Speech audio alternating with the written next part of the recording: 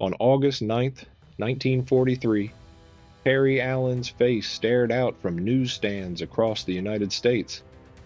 Time magazine had put him on the cover. Inside, the story painted him as the kind of hard-driving division commander America was going to hear a lot more about.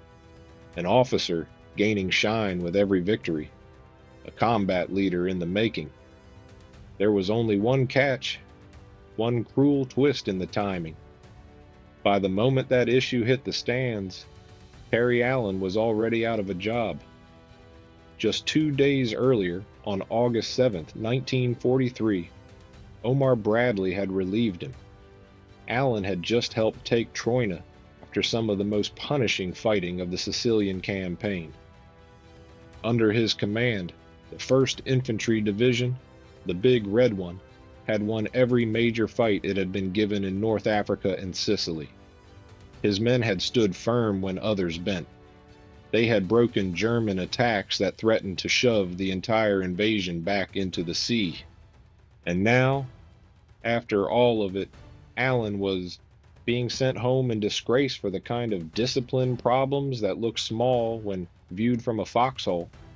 Sloppy salutes, dirty uniforms, too much swagger, too much independence.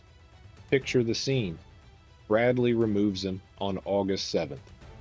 2 days later, on August 9th, America sees Allen's face on the cover and reads about a hero. Somewhere between those dates, Allen is already on a transport ship heading back across the Atlantic, stripped of command, watching the shoreline fade like a door closing. The country is celebrating him, and he can't even defend himself. For Bradley, it was a nightmare of optics, and it was about to turn into something worse, because the most important pair of eyes in the Army was paying attention. George Marshall, the Chief of Staff, had been watching Terry Allen for years, and Marshall was about to do something Bradley never expected. He was about to give Allen another chance. Allen's story didn't begin on a battlefield. It began in the ID shadow of a tradition. He arrived at West Point on July 1st, 1907, with military service in his blood. His father was an Army colonel. His grandfather had fought at Gettysburg in the Garibaldi Guard. For generations, men in his family had worn the uniform as naturally as they breathed. But Terry Allen was not the smooth, polished product the Academy liked to produce. He was raw around the edges, and he carried a burden most cadets couldn't imagine. Severe dyslexia that made reading slow and painful. He survived by memorizing everything endlessly, turning his mind into a living filing cabinet because the page itself fought him. Academics at West Point weren't a challenge. They were a wall. And twice, Allen hit that wall hard enough to fall. He washed out not once, but twice. Most people would have accepted the message. The Army doesn't want you. Find another road. But Allen wasn't built to quit just because a gate was locked. He rerouted. He enrolled at Catholic University in Washington, completed ROTC, and found what many West Pointers would always resent him for, a commission through the side door. On June 15, 1912, he entered the Army as an officer. Without the ring, without the pedigree, without the Academy's blessing, the regular Army crowd looked down on him for it. He wasn't one of them. He hadn't earned it the right way. Allen didn't care. He'd reached the only place he truly wanted to be. And over the next 3 decades, he would prove something that made the polished men uncomfortable. In war, when bullets are snapping and men are screaming, West Point grades don't matter much. The First World War made Terry Allen famous with enlisted soldiers and unbearable to many of his superiors. He rose quickly. By September 3rd, 1917, he was commanding an infantry battalion at an age when many officers were still learning how to keep their boots dry. He refused to command from a safe distance. When regulations said battalion commanders should stay behind the lines, Allen led patrols himself into no man's land. When the safest move was to let someone else take the risk, he took it anyway. During the Meuse-Argonne offensive, a machine gun round ripped through his jaw. For most men, that would have been the end of the campaign. Evacuation, surgery, recovery, a quiet return. Allen argued his way back to the front. He talked doctors into clearing him before the wound had even fully settled. He showed up near the line, still bleeding, his face half healed, terrifying and inspiring his soldiers in equal measure. The men didn't know whether to cheer or worry. They settled on both. His higher-ups, meanwhile, saw only the problems. He drank too much. He ignored regulations he considered stupid. He treated ceremony like wasted time that could be spent drilling. But here was the part they couldn't escape. He kept winning. His battalion fought, and the outcome was the same again and again: American victory. After the armistice, Allen returned to a peacetime army that often punishes exactly the traits war demands. He bounced from post to post. He got into trouble. He argued with the wrong people. He talked back. He gathered enemies in quiet offices and admirers in muddy training fields. Over time, his reputation sharpened into something oddly specific. He was the officer you wanted when a fight was unavoidable, and the officer you didn't want around when it was time for inspections and parades. Then George Marshall noticed him. By March 18, 1940, Allen was once again in hot water, staring down a possible court-martial for yet another incident that would have been laughable if it wasn't career-ending. He was being chewed out by his regimental commander, the kind of lecture designed to crush a man into compliance. Then a telegram arrived like a thunderclap. Allen was being promoted to brigadier general, skipping over the permanent rank of colonel entirely. It wasn't a routine advancement. It was a rescue. George Marshall, now chief of staff and rebuilding the army for the war he knew was coming, had intervened personally. Marshall didn't hide why. He needed combat leaders, not parade ground artists. He described Allen as outstanding with men and officers, despite being unpolished in appearance and casual in manner. Other generals thought Marshall had lost his mind. In their view, Allen was a drunk, a troublemaker, an officer who had failed West Point twice. Marshall saw a different kind of value. He saw someone who understood that wars are won by soldiers who would follow their commander anywhere, not by soldiers who could march in perfect lines and salute on cue. On May 20th, 1942, Marshall gave Allen command of the 1st Infantry Division. The big red one was legendary, and command of it was not handed out lightly. Allen, with his rough edges and reputation for bending rules, now held one of the most coveted assignments in the Army. And waiting in his future was a man built from the opposite material, someone who would come to view Allen as a threat, an embarrassment, and eventually a problem that needed to be removed. Major General Omar Bradley was everything Terry Allen was not. Bradley was a West Point man, methodical and careful, devoted to procedure and structure. He believed discipline wasn't decoration. It was the foundation of an effective force. When Bradley took command of 2nd Corps in North Africa, he inherited Allen's 1st Division. What he saw disturbed him. The big red one didn't salute the way Bradley expected. Their uniforms were often dirty. They brawled in rear area towns. They treated military police like enemies instead of authority. Bradley later wrote about a trail of looted wine shops and outraged mayors left behind across his North Africa. as if those were the real marks of a division's character. But Bradley left out the part that mattered most when the shooting started.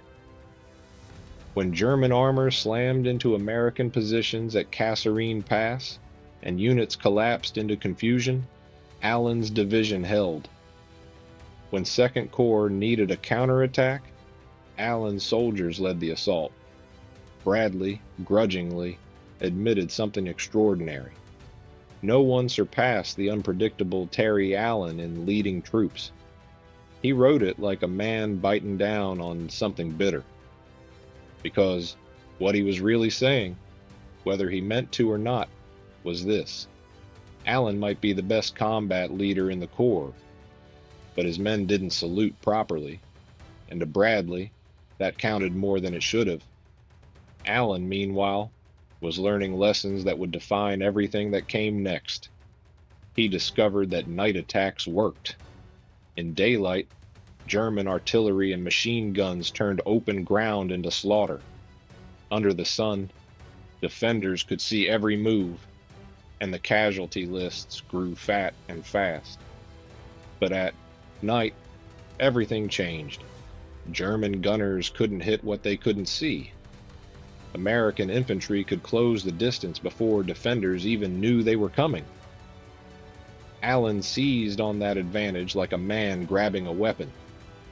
He didn't just train for night operations the way doctrine demanded, he obsessed over them. While the Army expected a handful of hours each week, Allen's division lived in the dark.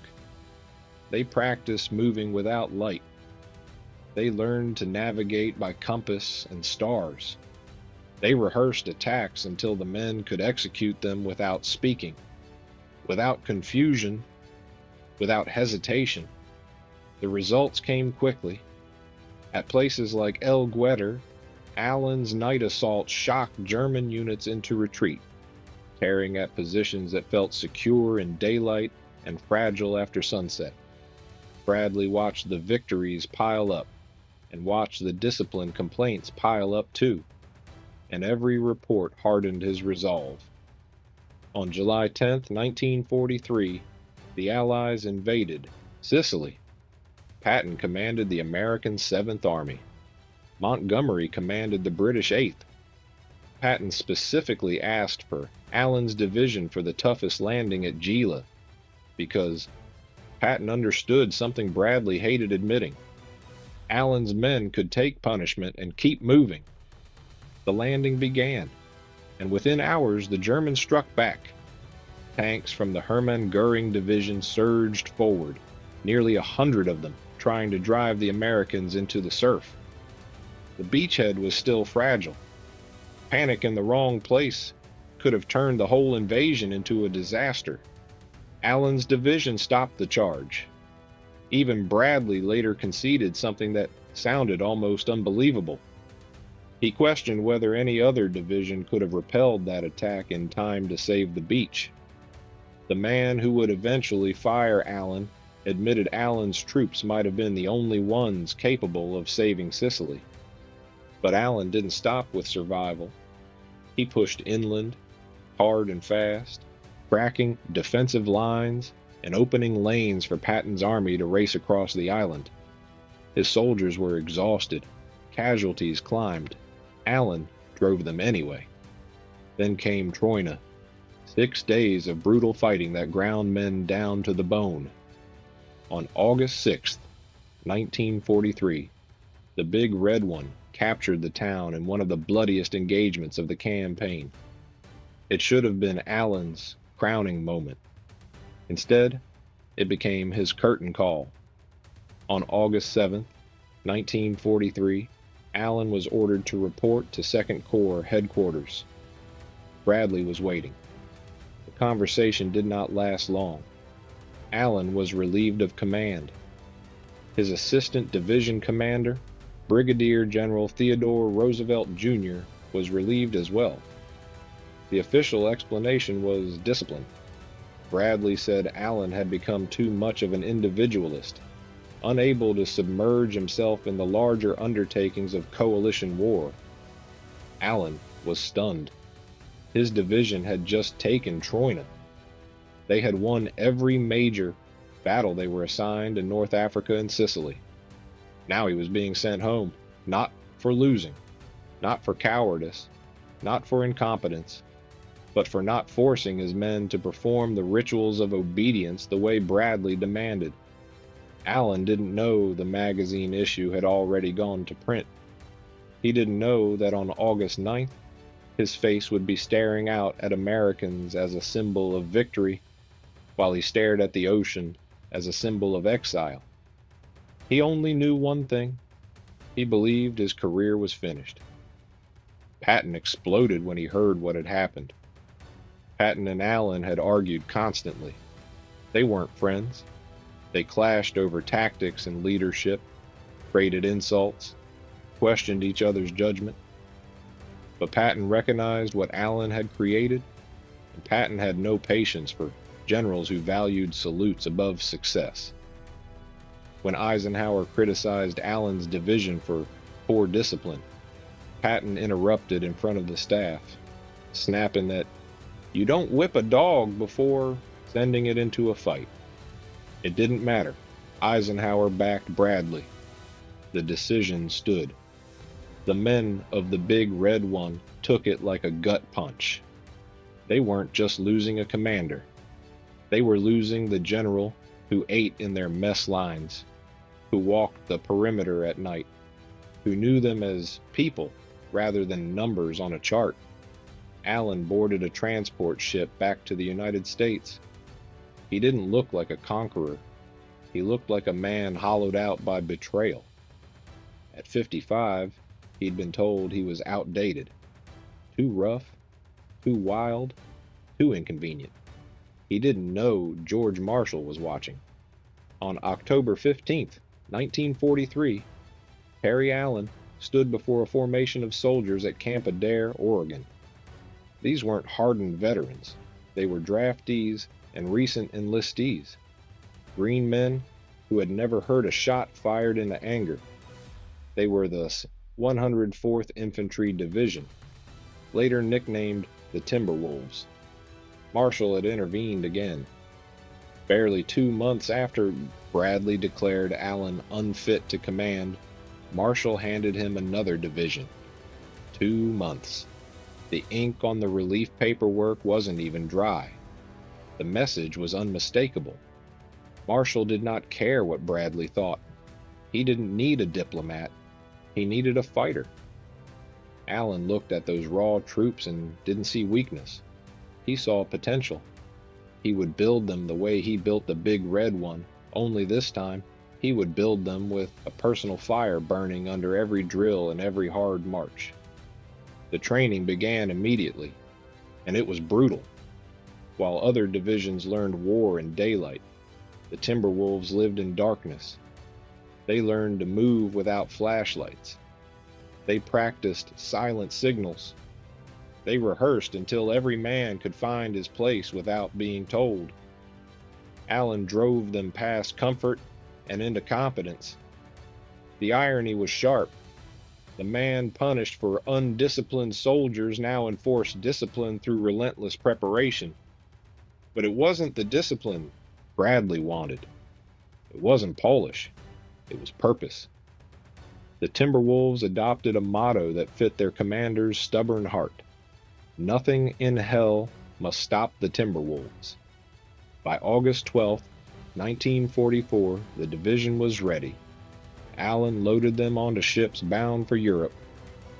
He was going back to war, not with the famous Big Red One, but with the new formation he had forged from scratch. And he intended to prove a point that would echo all the way back to Bradley's headquarters. The 104th entered combat on October 23, 1944, in the Netherlands. Allen did what he had always done. He attacked at night. His Timberwolves advanced through flooded land that stalled other units, pushing forward with a speed that surprised everyone who had dismissed them as green. Praise came from above. Even Montgomery sent congratulations. Then the Timberwolves met the kind of defenses that had chewed up armies for years. The Siegfried Line, concrete pillboxes, dragon's teeth, interlocking fields of fire, positions designed to punish anyone foolish enough to attack in daylight. Other divisions had tried and bled for it. Allen's men came after dark. Again and again, towns fell in the night. Stolberg, Eschweiler, Inden, one after another, taken while German defenders struggled to orient themselves against an enemy they could not see.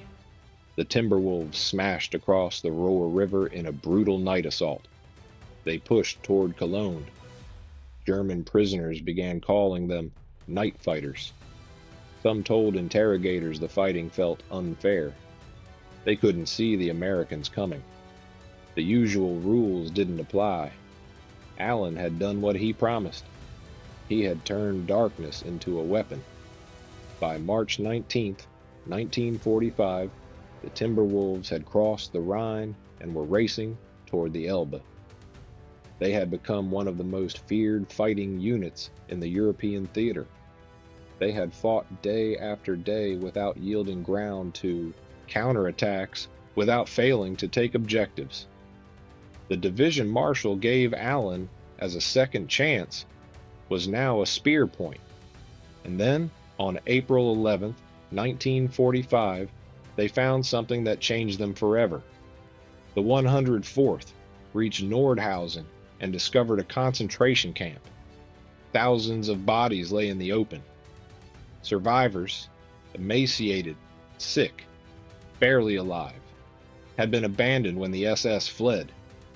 Prisoners had been forced to labor in underground tunnels building weapons, worked until they dropped, then left to die when they were no longer useful. For months, the Timberwolves had owned the night, using darkness as cover and advantage. But here, in those tunnels, they faced a different kind of darkness, one that had nothing to do with battlefield tactics and everything to do with what human beings can do to one another. Veteran sergeants who didn't flinch under artillery fire broke down. Men who had learned to move silently through the dark now stood speechless, choking on the reality in front of them. No amount of training, no number of night drills, no hard march through rain and mud could prepare a soldier for industrial-scale extermination. The Timberwolves evacuated survivors for medical care. They forced local German civilians to bury the dead.